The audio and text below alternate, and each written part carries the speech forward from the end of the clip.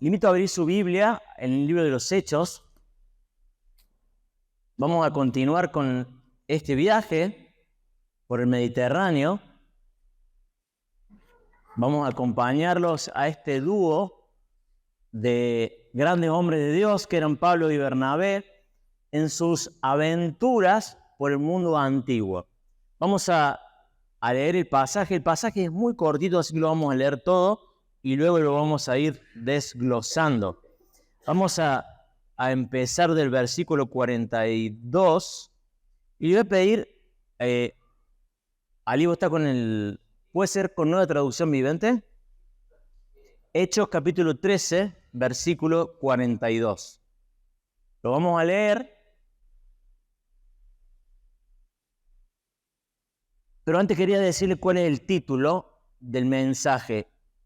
El título del mensaje, obviamente lo puse yo, bueno, luego de estudiar, algún título que tengo que ponerle, porque Lucas se me pregunta, ¿cuál es el título del mensaje para ponerlo en YouTube? Bueno, el título del mensaje es El Evangelio Imparable. El Evangelio Imparable. Y bueno, luego de leer y luego de exponer, vamos a ver, usted va a estar de acuerdo o no, si lo que refleja este texto es la naturaleza imparable del Evangelio. ¿Estamos en el pasaje bien?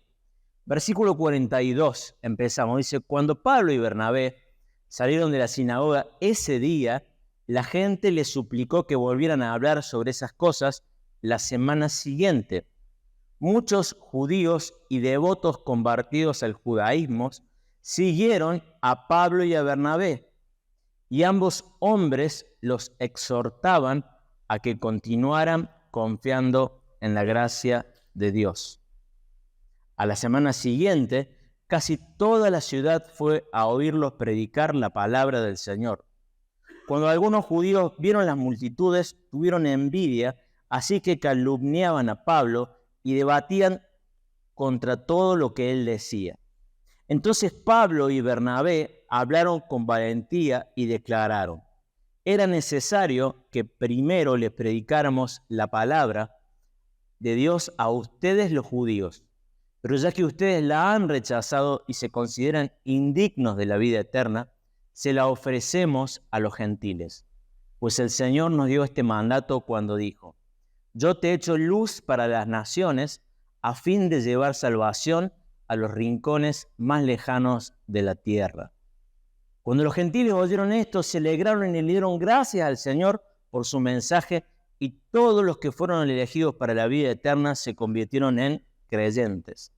Así que el mensaje del Señor se extendió por toda esa región. Luego los judíos provocaron a las mujeres religiosas influyentes y a los líderes de la ciudad e incitaron a una turba contra Pablo y Bernabé y los echaron de la ciudad.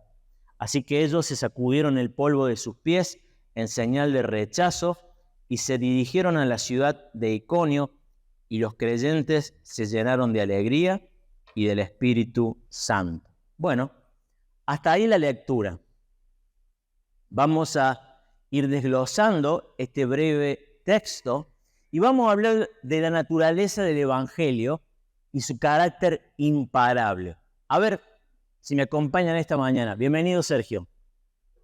Estamos agradecidos a Dios que has venido. El hermano está trabajando mucho y gracias a Dios te dieron franco. Qué alegría. A veces uno no valora venir a la iglesia hasta que no puede, ¿no? Son un testimonio, hermano, que nos anima a venir todos los domingos. El Evangelio imparable. Perdón que me perdí. ¿Conocen algo imparable en esta vida? Los chicos, dice Seba. Bueno, ya me va a llegar una etapa. Hay una etapa de vida que se dice los terribles dos, que los chicos se mueven. Va a haber un momento que los chicos se van a hacer adolescentes y van a tener que decir, che, movete, levántate de ahí, vago, estudia. Bueno, o sea, hay muchas cosas que quizás por un tiempo son imparables, pero después se mueven, ¿bien? Ahora estamos en un momento donde la inflación parece imparable, ¿está? Usted sabe, la tenemos de Judith testigo acá, que entre la Primera y Segunda Guerra Mundial en Alemania había una inflación tan alta que los billetes se imprimían de un solo lado. ¿Sabías eso? Bien. Por supuesto te lo contaron.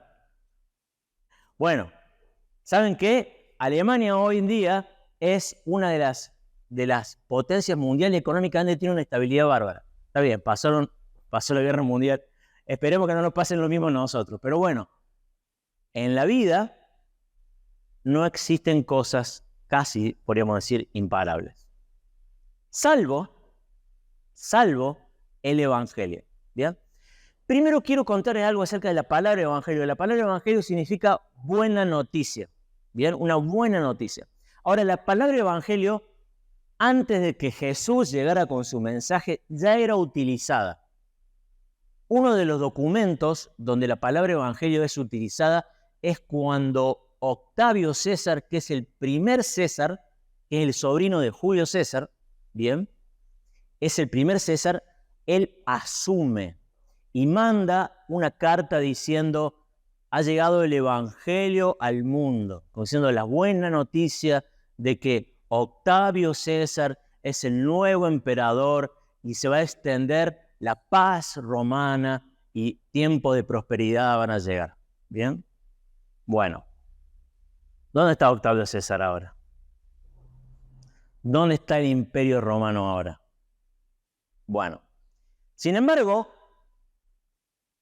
pocos años después de que Octavio César llegase a ser emperador, en una aldea oscura en Belén nació en un humilde pesebre alguien que nadie se esperaría que llegara a ser el rey, que llegara a ser el portador del verdadero evangelio.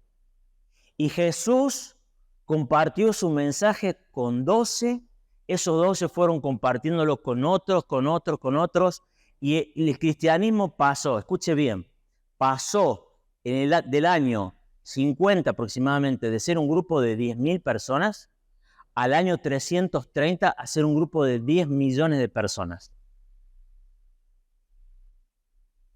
Hoy en día, el evangelio, si tuviese un mapa, el evangelio que empezó en un lugar chiquitito ahí en Asia, ¿no? Ahora el evangelio se ha extendido a todo el mundo. Hay iglesias cristianas hoy en todos los países del mundo. No todas, quiero aclarar, no todas las lenguas, o sea, no todas las tribus del mundo han llegado a conocer el evangelio, pero sí en cada país geográfico, ¿no? Hay un testimonio del evangelio. ¿Por qué? Porque el evangelio es imparable. Jesús mismo lo dijo. Dijo que el evangelio iba a prevalecer aún en contra de las fuerzas del Hades, que es decir, el infierno. Bueno, ahora, volviendo a nuestro texto, vamos a ver el avance inicial del evangelio. Vamos a recordar porque algunos no estuvieron. Pablo y Bernabé tenían la costumbre, en su primer viaje misionero y en lo largo de todos sus viajes, cuando llegaban a una ciudad, ¿a dónde iban? A predicar. Los días sábados iban a predicar a las sinagogas. Y predicaban acerca del Mesías, que fue lo que vimos el domingo pasado. Bueno, paréntesis. Algunos dicen que Pablo y Bernabé, más que plantadores de iglesia, eran divisores de sinagoga. ¿No? No sé si lo habéis pensado alguna vez así. Porque la gente de la sinagoga seguían a Dios y lo único que le faltaba era la frutilla del postre. ¿Cuál era la frutilla? El Mesías ha venido, es Jesucristo, síganlo. Bueno, la cuestión es que habíamos visto la semana pasada que Pablo y Bernabé habían predicado y como dice acá, cuando salieron, la gente les suplicó que volvieran a hablar sobre estas cosas. Y muchos, versículo 43, y muchos judíos y devotos convertidos al judaísmo siguieron a Pablo y Bernabé, y ambos hombres le exhortaban a continuar confiando en la gracia de Dios. La gente esta, vemos el avance del evangelio en que luego de la predicación de Pablo había un deseo por escuchar la palabra, un deseo por volver a escuchar este mensaje. Y luego no solamente hubo un deseo, sino que hubo un seguimiento. Esas personas empezaron a seguir a Pablo y Bernabé durante la semana.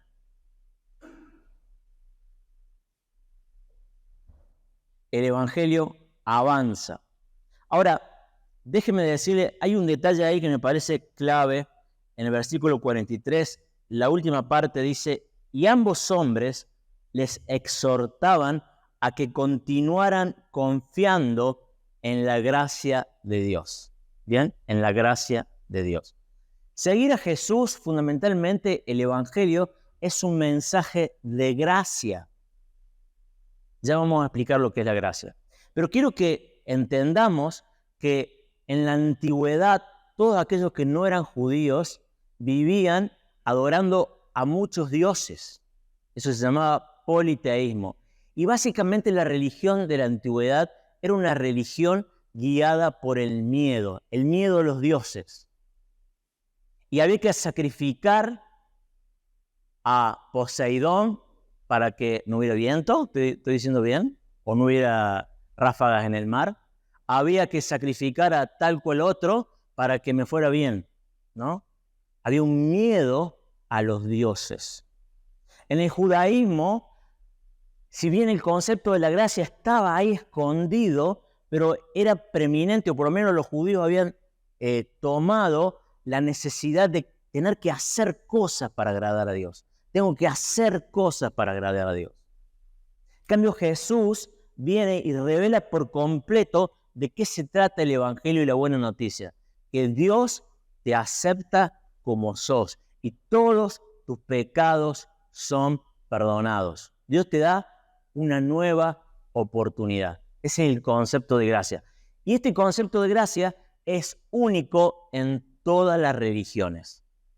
Usted estudie el budismo, estudie el islam, estudie lo que quiera. No, el concepto de gracia es único del cristianismo.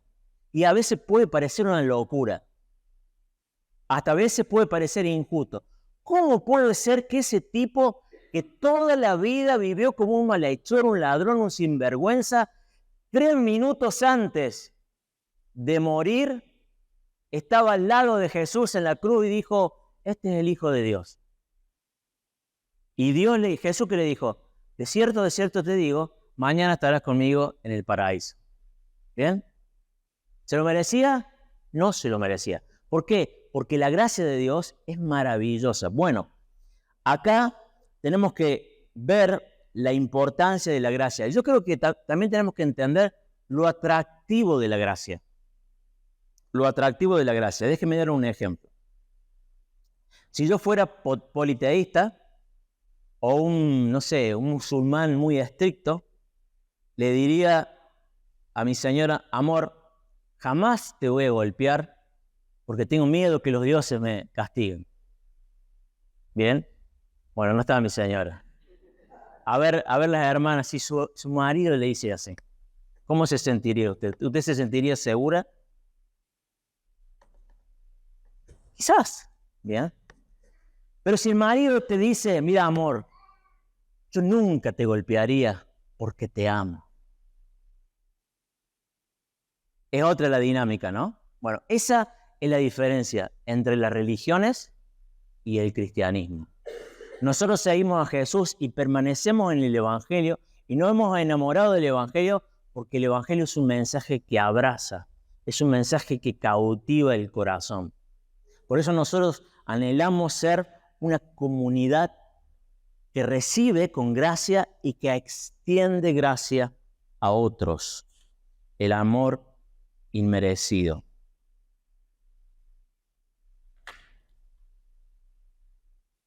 Ahora, hablamos del avance de la palabra. Hablamos de lo increíble de la gracia de Dios. Te hago una pregunta. Cada uno en su corazón sabe cuán atractivo o cuán importante es el Evangelio hoy para tu vida. ¿Cuán importante es el Evangelio hoy para nuestras vidas? Déjenme darle un ejemplo. Cuando uno es padre, nuestros hijos, aunque no lo querramos, nuestros hijos, la mayoría de las veces, van a estar apasionados por las cosas por las cuales nosotros estamos apasionados. Mi abuelo era hincha, fanático de Belgrano. Mi viejo era hincha, fanático de Belgrano. Todos los primos, todos los sobrinos son todos de Belgrano, salvo una oveja negra que talla.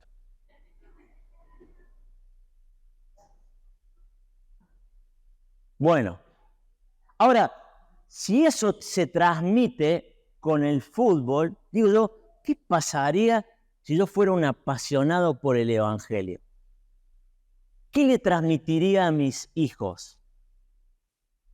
Bueno, el avance del Evangelio. Nosotros tenemos un deseo, como estos judíos, de realmente seguir escuchando la palabra de Dios. En la semana nos juntábamos con Sergio. Sergio, para que no saben, es un hermano.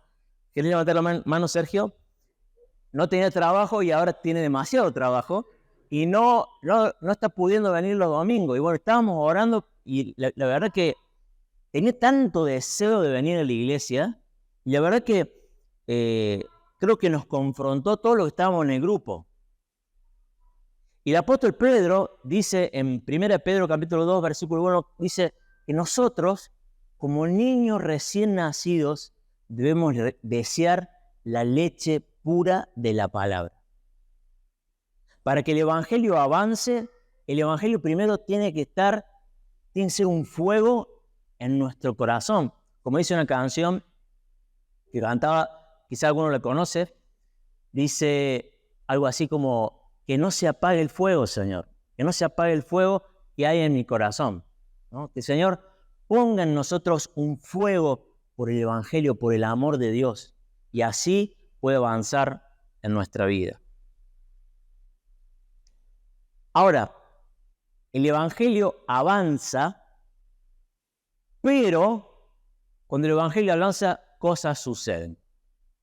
Cuando el Evangelio de Jesús, cuando la luz es predicada, cuando la verdad es expuesta, cuando se habla de un mensaje de libertad, hay un individuo que no le gusta, hay un montón de seguidores, ya sea consciente o inconsciente de ese individuo, que se oponen a la luz, se oponen a la verdad y se oponen a la libertad. Dice la palabra de Dios que Jesús vino para darnos vida y vida en abundancia. Pero hay un enemigo de Dios que vino para robar, matar y destruir. Fíjense en este pasaje, lo vemos claramente. Versículo 44 dice que la semana siguiente casi toda la ciudad fue a oírlos predicar la palabra de Dios. Cuando algunos judíos vieron las multitudes, tuvieron envidia, así que calumniaban a Pablo y debatían contra todo lo que él decía. Los judíos que estaban acostumbrados, que eran los dueños de Dios, de repente se ven despojados de ese privilegio de tener a Dios. Y de repente los gentiles paganos están escuchando el mensaje acerca de Dios y se ponen re celosos y empiezan a perseguirlo y a contradecirlo a Pablo. Ahora, Pablo y Bernabé obviamente se quedaron callados. No había forma que se quedara callado. Siguieron hablando y le dijeron, mire, si ustedes están rechazando la palabra de Dios y ustedes no se sienten dignos de recibir la vida eterna, nosotros nos vamos y vamos a predicarle la palabra a los gentiles. Ahora, la oposición continuó de tal forma que dice que los judíos irritaron a un grupo de personas importantes. Fíjese, versículo 50 dice, luego los judíos provocaron a las mujeres religiosas influyentes y a los líderes de la ciudad e incitaron una turba contra Pablo y Bernabé y los echaron de la ciudad. ¿Se da cuenta cómo cuando la luz llega a un lugar, cuando la verdad llega a un lugar, cuando la libertad, el mensaje del Evangelio es predicado, hay oposición? ¿Usted lo ha experimentado alguna vez? Esta oposición la vamos a encontrar siempre en esta tierra. Hasta que el Señor vuelva, siempre vamos a encontrar oposición. Esta oposición lo vemos en diferentes aspectos. Lo vemos en la cultura. El cristianismo es contracultural, vamos en contra de la corriente. A ver, los que somos más grandes, recordemos un poquito. Si a vos te hubieran dicho que hace 20 años atrás, en la Argentina se iba a aprobar la ley del aborto, la ley del matrimonio homosexual, y que haya leyes que hablen de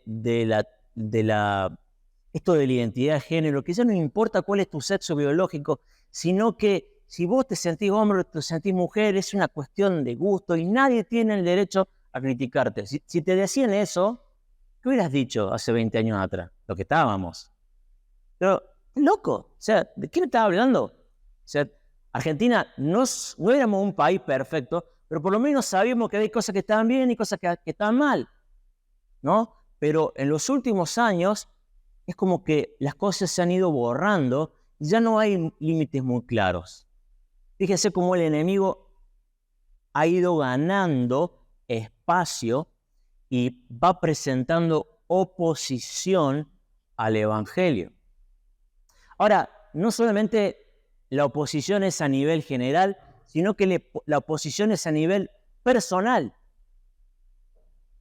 Muchos, quizás ahora no tanto, quizás una de las cosas que han cambiado antes, a ver, quizás en tu época, Eduardo, o la época de mi mamá, cuando alguien se convertía al evangelio en una familia, ¿qué pasaba? Era la oveja negra de la familia, como mi primo que es de Talleres. Así, peor, ¿no? Porque no te hablaban, este sí es evangélico, le llenaron la cabeza. Ahora, gracias a Dios, no están así. Pero sigue habiendo un grado de oposición cuando uno acepta el evangelio. Sigue habiendo un grado de oposición en el trabajo. Cuando alguien es honesto y hace las cosas bien, la gente lo mira diciendo, ¿y este de dónde salió? Y acá es donde quiero contar una historia donde no voy a decir el nombre, pero algunos lo han escuchado la historia, de un hermano que está aquí presente. Este hermano en su vida vieja le habían robado el auto. La cuestión es que cuando le roban el auto, él declara que estaba la goma de auxilio, estaba en el auto, cuando en realidad no estaba en el auto. ¿Bien? O sea, este hermano estaba mintiendo. La cuestión es que cuando llega el evangelio, ¿qué se da cuenta? El Señor empezó a tocar su corazón y decir, está mal, mentiste. Entonces el hermano, Dios le puso convicción de pecado y agarró la goma del neumático y cae en la aseguradora queriendo confesar lo que había hecho. Y imagínense lo del seguro. ¿Y este qué está haciendo? O sea, ¿qué le pasó a este hombre? O sea, ¿quién hace eso? Nadie. Solamente el evangelio puede transformar un corazón ventajista en un corazón que no le importa y dice la verdad. El evangelio es imparable. Ahora, aunque la oposición sea grande en tu familia, en tu trabajo, en la cultura, tenemos la certeza de que el evangelio está triunfando y de que va a haber un triunfo final. Fíjense el versículo 48 y 49. Versículo 48 dice, cuando los gentiles oyeron esto, se alegraron y le dieron las gracias al Señor por su mensaje, y todos los que fueron elegidos para la vida eterna se convirtieron en creyentes. Así que el mensaje del Señor se extendió por toda esa región. A ver, ¿cómo le salió al enemigo el plan de callar a los apóstoles? Salió muy mal. Porque no solamente habían predicado el evangelio en esa ciudad, sino que de ahí empezó a dispersarse por todas las regiones. Aunque quisieron oponerse al mensaje, el mensaje es imparable. Esto lo estamos viendo hoy en día, por ejemplo, en China. En China, usted sabe, es un país donde hay muchísimo control, cámara, es terrible. Bueno, uno de los lugares donde la iglesia está teniendo más crecimiento es justamente donde hay más oposición.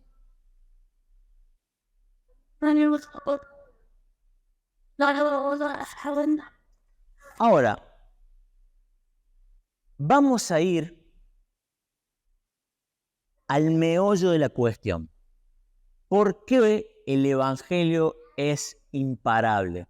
¿Por qué el Evangelio triunfa? Y vamos a ver este versículo 47, lo vamos a ver y vamos a ver que es una cita del Antiguo Testamento. El versículo 47 dice, pues el Señor nos dio este mandato cuando dijo, yo te he hecho luz para los gentiles a fin de llevar salvación a los rincones más lejanos de la tierra. Bueno, este pasaje que Pablo dice, el Señor nos dijo esto, es un pasaje que lo encontramos en el libro de Isaías. Le voy a pedir que me acompañen al libro de Isaías. El libro de Isaías, la segunda parte, capítulo 49, 6 y el 42.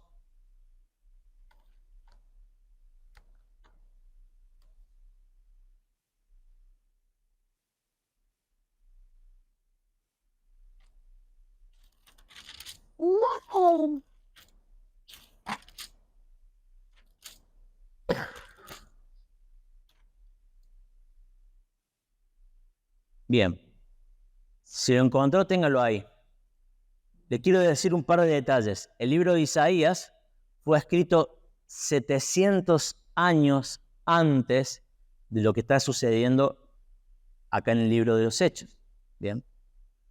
En el libro de Isaías, en la segunda parte, se habla de un siervo de Dios que iba a venir en el futuro e iba a hacer algo especial. Y ya vamos a ver quién es ese siervo. Isaías capítulo 49, versículo 6, él dice, harás algo más que devolverme al pueblo de Israel. Yo te haré luz para los gentiles y llevarás mi salvación a los confines de la tierra. Rebobinando, Dios le estaba hablando a alguien que es su siervo, que en el futuro no solamente le iba a hablar al pueblo de Israel, sino que iba a hablarle a todas las naciones.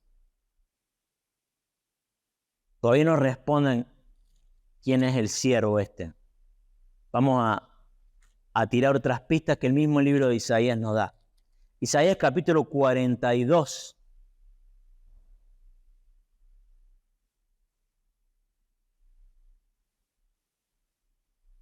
Versículo, vamos a leer el 1 y el 2.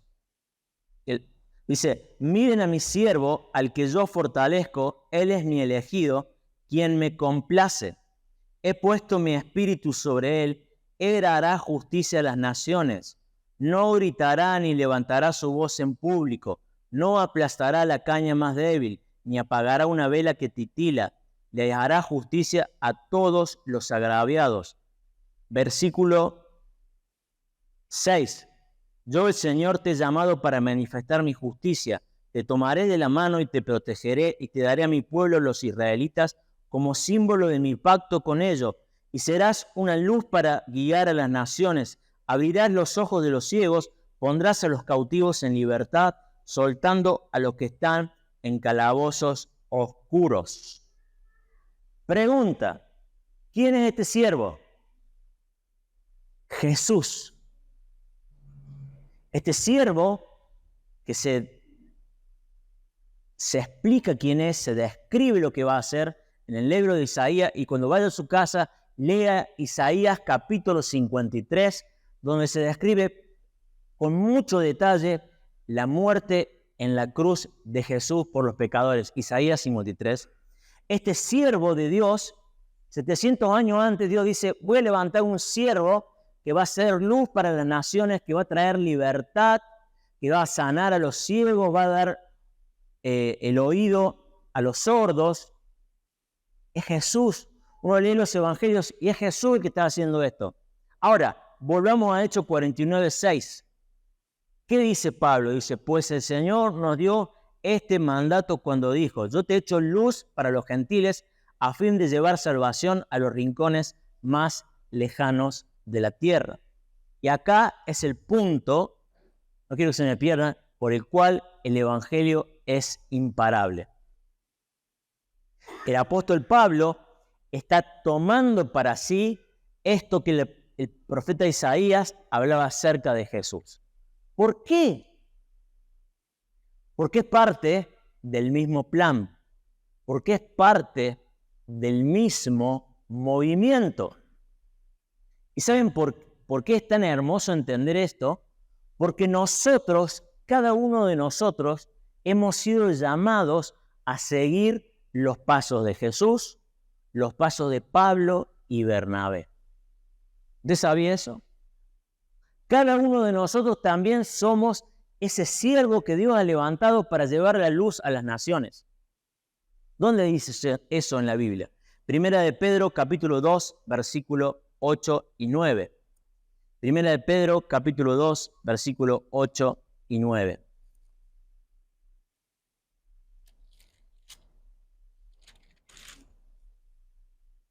Dice, versículo 9 vamos a leer. Dice, pero ustedes no son así, porque son un pueblo elegido, son sacerdotes del Rey, son una nación santa, posesión exclusiva de Dios. Por eso pueden mostrar a otros la bondad de Dios, pues Él los ha llamado a salir de la oscuridad y a entrar en su luz maravillosa. Cada uno de los que estamos en Jesucristo, que hemos conocido el Evangelio, somos parte de esta cadena ininterrumpida que empezó con el Señor Jesús. ¿Alguien vio la película Cadena de Favores? ¿Se acuerdan? Cadena de Favores. Les cuento muy cortito el argumento. El argumento es que una persona empieza a hacer un favor y no pide nada en contraprestación, sino simplemente le dice al otro que haga un favor a otro. La cuestión es que se suceden cadenas imparables de favores y se transforma en la sociedad. Hermosa película. Bueno, el Evangelio es un mensaje que es imparable por su naturaleza, pero aparte porque cada uno de los que hemos sido llamados, hemos conocido ese Evangelio, tenemos el propósito, y acá está la clave, el propósito de nuestra vida es compartir ese mensaje. Y acá creo que está un poco el meollo de nosotros, de cada uno de nosotros como personas, como padres, como madres, como hijos. Nosotros podemos tratar de buscar propósito o sentido en nuestras profesiones, en nuestros trabajos, en nuestros hijos, en nuestros clubes, pero todas esas cosas no nos llenan. ¿Por qué? Porque no hemos sido creados para eso. Cada uno de los que están acá ha sido creado con un propósito. Hemos sido llamados para ser parte de este plan eterno de la salvación de la humanidad. Cada uno de los que estamos aquí somos desafiados a poner el hombro en esta generación, a levantar bandera en medio de las tinieblas. Dígame si no estamos en un tiempo difícil. Es difícil decir, soy cristiano. Es difícil decir en el trabajo, ¿sabes qué? Yo le quiero ser fiel a mi mujer. Y que no te gasten. Hermanos, nosotros hemos sido llamados a hacer luz a donde estamos. Para terminar, versículo 42 dice, y los creyentes se llenaron de alegría y del Espíritu Santo. Los creyentes se llenaron de alegría, de gozo y del Espíritu Santo. Y acá hay algo que es causa y consecuencia con lo que veníamos diciendo. La mayoría de los cristianos, vos le preguntáis, escúchame, ¿te gustaría ser lleno de alegría y lleno del Espíritu Santo? Sí, decime a dónde tengo que ir. Bueno, no es tan fácil. Para ser lleno de alegría del Espíritu Santo, hay que seguir lo que están siguiendo estos hombres. Hay que estar dispuesto a recibir el mensaje, a llevarlo, a recibir oposición, a jugarse. Estamos dispuestos porque es tan lindo vivir la alegría de sí, soy cristiano y estoy tan contento, ¿no? Pero, ¿contento para qué? Pregunto. O sea, la alegría tiene un propósito. Es para que la gente diga, che, míralo que tenía una cara de que parecía que desayunaba con vinagre todos los días. Ahora, una alegría. Dios lo ha cambiado. Ojalá Dios permita que nosotros podamos ser parte de este movimiento eterno del Evangelio imparable. Que podamos ser una comunidad de la gracia llena de alegría y del Espíritu Santo. Vamos a orar. Le voy pidiendo a los músicos que pasen, así cerramos con una canción.